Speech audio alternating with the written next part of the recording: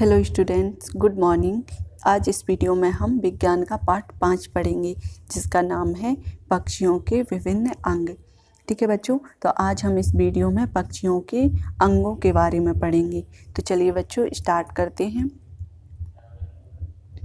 हम अपने आसपास अनेक प्रकार के जंतुओं को देखते हैं। इनमें कुछ जंतु उड़ने में सक्षम होते हैं। इन जंतुओं को पक्षी कहते हैं। पृथ्वी पर पक्षियों की लगभग 9000 प्रजातियां पाई जाती हैं। तो बच्चों, पृथ्वी पर पक्षियों की कितनी प्रजातियां पाई जाती हैं? 9000, यानी 9000 भिन्न भिन्न प्रकार की पक्षियां हमारे भारत में या पृथ्वी पर पाई जाती हैं। ठीक है। अधिकांश पक्षी हवा में उड़ते हैं, जबकि कुछ पक्षी उड़ने में असमर्थ होते हैं, यानी वो उड़ नहीं पाते हैं। प्रत्येक पक्षी के शरीर के मुख्यतः 3 भाग होते हैं। नंबर 1 सिर, नंबर 2 धड़ और नंबर 3 पूंछ। साइड में दिया हुआ है एक बॉक्स में। क्या आप जानते हैं शुतुरमुर्ग सबसे लंबा तथा तेज भागने वाला पक्षी है, लेकिन यह उड़ने में असमर्थ होता है। तो बच्चों, जो शुतुरमुर्ग पक्षी है वो विश्व का सबसे लंबा पक्षी है। ठीक है, और वो सबसे तेज भागता है, लेकिन क्या उड़ नहीं पाता है। ठीक है। आगे दिया हुआ है पक्षियों का सिर गर्दन द्वारा धड़ से जुड़ा होता है। तो जो पक्षियों की सिर होता है बच्चों, ये जो गर्दन द्वारा किससे जुड़ा होता है? इस धड़ से। ठीक है। तथा इसके सिर के आगे के सिरे पर एक चोंच होती है। तो जो सिर है बच्चों, और इसके आगे के सिरे पर क्या है? ये चोंच होती है। ठीक है। कुछ पक्षियों की गर्दन छोटी तथा कुछ की लंबी होती है। इनके धड़ के निचले सिरे पर 2 पैर होते हैं।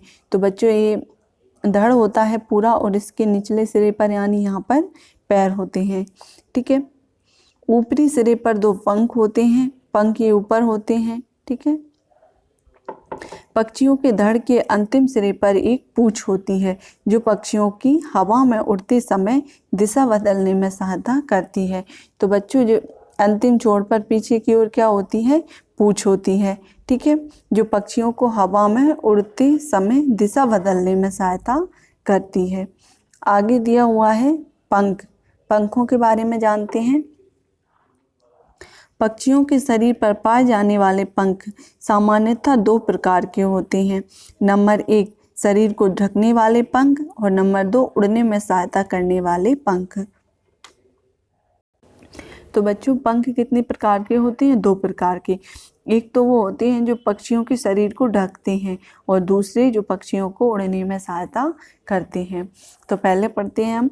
शरीर को ढकने वाले पंख बहुत छोटे एवं फुंजीदार होते हैं। ये पंख शरीर को गर्म रखते हैं। इन्हें पर कहते हैं। तो बच्चों, ये जो पंख दिख रहा है आपको चित्र में, ये कैसा है? छोटा है। और कैसा है? बहुत घना सा है, फुंजीदार।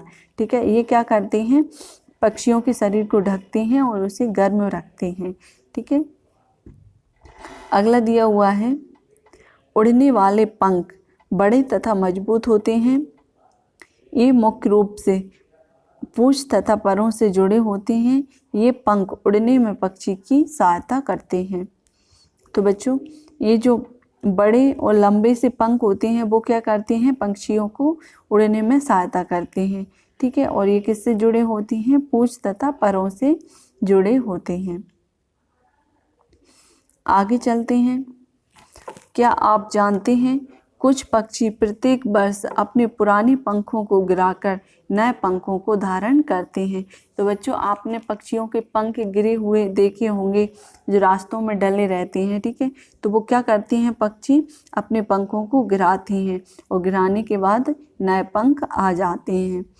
चमगादड़ भी उड़ने में सक्षम होती है, किंतु वे पक्षी नहीं अपितु स्तनपायी जंतु है। तो बच्चों, जो चमगादड़ है वो क्या है? उड़ती है, लेकिन वो क्या है? पक्षी नहीं है, लेकिन वो क्या है? स्तनपायी जंतु है। पक्षियों की श्रेणी में हम चमगादड़ को नहीं रखते हैं, भले से वो उड़ती है। ठीक है। आगे दिया हुआ है पक्षियों की उड़ान। पक्षियों की उड़ान किस प्रकार से होती है उसके बारे में जानते हैं। उड़ान भरने के लिए सभी पक्षी अपने पंखों को तेजी से ऊपर नीचे फड़फड़ाते हैं। उड़ान भरते समय पक्षियों के पंख दो प्रकार की गति करते हैं। नंबर 1, अपराघात। अपराघात क्या होती है बच्चों? उड़ान भरने के लिए पक्षी सबसे पहले अपने पंखों को ऊपर की ओर ले जाते हैं। पंखों की इस गति को अपराघात कहते हैं। बच्चों यहाँ पर हमको एक पक्षी दिख रहा है जो अपने पंखों को कहाँ ले जा रहा है? ऊपर की ओर। ठीक है, जब पक्षी उड़ते हैं तो अपने पंखों को ऊपर की तरफ ले जाते हैं तो उसको क्या बोलते हैं? अपराघात। ठीक है, फिर उसके बाद दी हुई है नेक्स्ट हेडिंग निम्नाघात। निम्नाघात क्या होती हैं बच्चों इसके बारे में जानते हैं। अपराघात के बाद पक्षी शीघ्र ही अपने पंखों को तेजी से नीचे की ओर लाते हैं। पंखों की इस गति को निम्नाघात कहती हैं। तो बच्चों ऊपर ले जाने के बाद नीचे जब पंखों को लाते हैं इस तरह से पक्षी, तो इसको क्या बोलते हैं? निम्नाघात। ठीक है, समझ में आया। यद्यपि अधिकांश पक्षी उड़ सकते हैं किंतु इनकी उड़ानों में विविधता होती है। इस आधार पर पक्षियों को निम्न वर्गों में वर्गीकृत किया जा सकता है। तो बच्चों जो पक्षी होते हैं वो सभी क्या अलग अलग तरह से उड़ते हैं, उनकी उड़ानों में क्या होती है? भिन्नता होती है। तो इनको हमने कई वर्गों में बांटा है। जैसे पहला है लंबी उड़ान भरने वाले पक्षी। कुछ पक्षी बहुत दूर तक उड़ सकते हैं जैसे कबूतर, कौवा, तोता आदि। तो बच्चों ये कैसे पक्षी होते हैं? लंबी उड़ान भरते हैं। ठीक है, बहुत दूर तक उड़ जाते हैं। आगे दिया हुआ है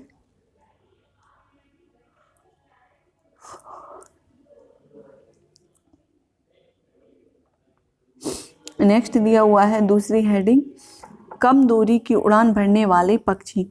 कुछ पक्षी बहुत कम दूरी तक ही उड़ पाते हैं क्योंकि इनका शरीर थोड़ा भारी होता है जैसे मोर, मुर्गा और बतख आदि। तो बच्चों ये पक्षी कैसे होते हैं? ये कम दूरी तक उड़ पाते हैं क्योंकि इनका शरीर थोड़ा भारी होता है।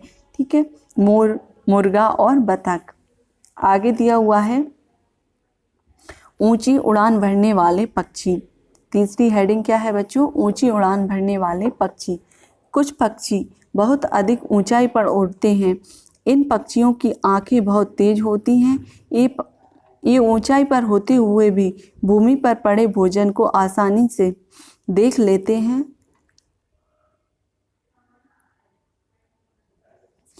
जैसे चील, गिद्ध, गरुड़ आदि।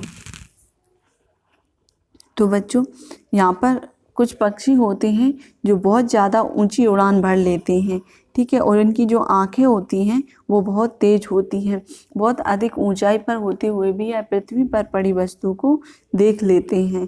ठीक है, और इन पक्षियों में कौन कौन से आते हैं? चील, गिद्ध, गरुड़ आदि। ठीक है, अगली हेडिंग दी हुई है चौथी नंबर पर बच्चों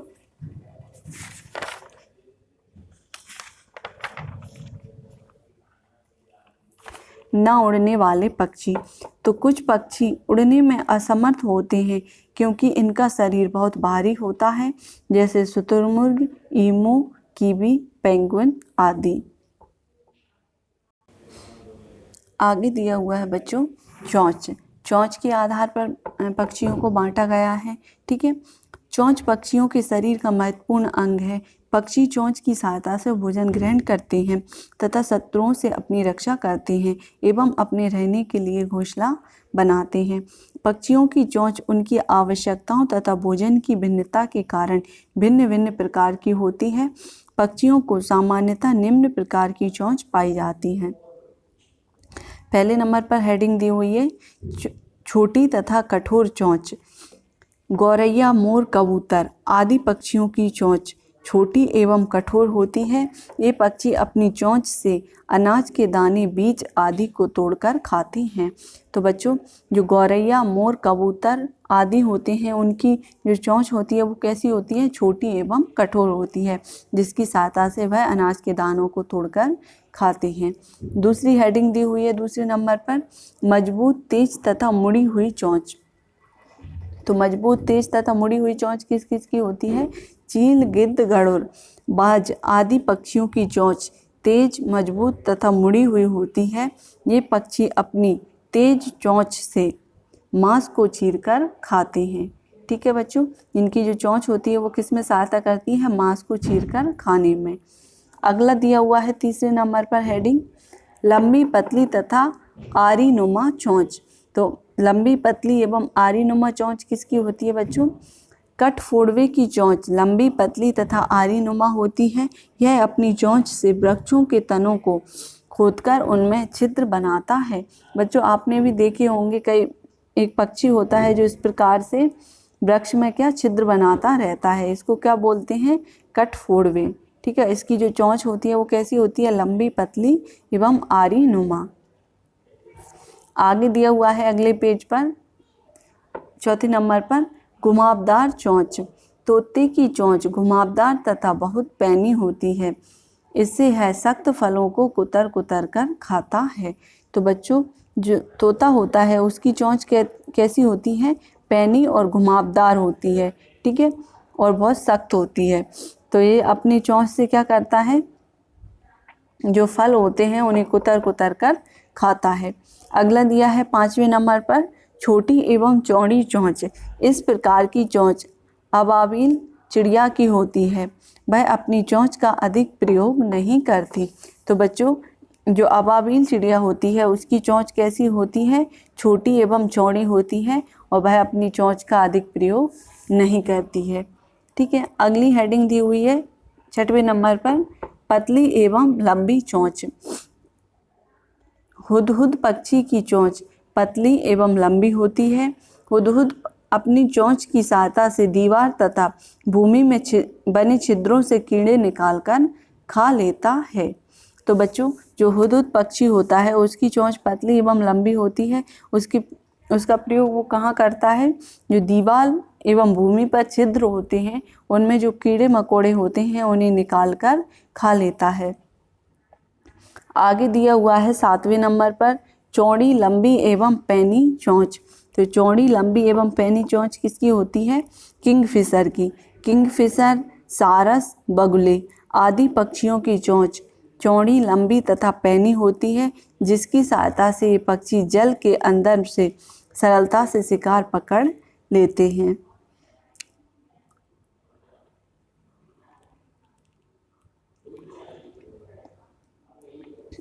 आगे दिया हुआ है बच्चों नेक्स्ट हेडिंग आठवें नंबर पर, चौड़ी एवं चपटी चोंच। बतख की चोंच चौड़ी तथा चपटी होती है। इसकी चोंच के किनारों पर छलनी जैसे छोटे छोटे छिद्र होते हैं, जिनका प्रयोग है जल से अपने भोजन छानने के लिए करती है। तो चौड़ी एवं चपटी चोंच किसकी होती है बच्चों? बतख की। और इसकी चोंच पर छोटे छोटे बारीक छिद्र होते हैं, जिससे जल को छानकर ये अपने जल में से अपने भोजन को छानती है। आगे दिया हुआ है, आपने क्या सीखा? अभी तक हमने जो पढ़ा उसमें क्या सीखा, उससे संबंधित कुछ प्रश्न दिए गए हैं बच्चों। पहला प्रश्न है, पक्षियों के सिर के आगे के सिरे को क्या कहते हैं? तो पक्षियों के आगे के सिरे को क्या कहते हैं बच्चों? चोंच। दूसरा प्रश्न है, ऊंची उड़ान भरने वाले किसी एक पक्षी का नाम लिखिए। तो बच्चों ऊंची उड़ान भरने वाले जो पक्षी होते हैं वो चील, बाज, गिद्ध, गरुड़ होते हैं। ठीक है, तो इसमें हम पहला एक लिखना है तो कोई सा भी लिख देंगे, चील लिखा हुआ है हमने यहाँ पर। तीसरा प्रश्न है, तोते की चोंच कैसी होती है? तो तोते की चोंच कैसी होती है बच्चों? घुमावदार होती है। आगे दिया हुआ है,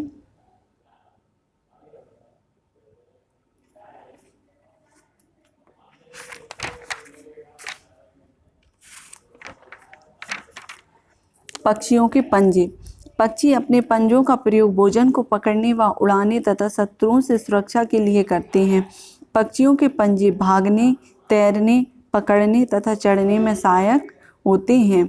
भिन्न भिन्न पक्षियों के पंजे भिन्न भिन्न प्रकार के होते हैं।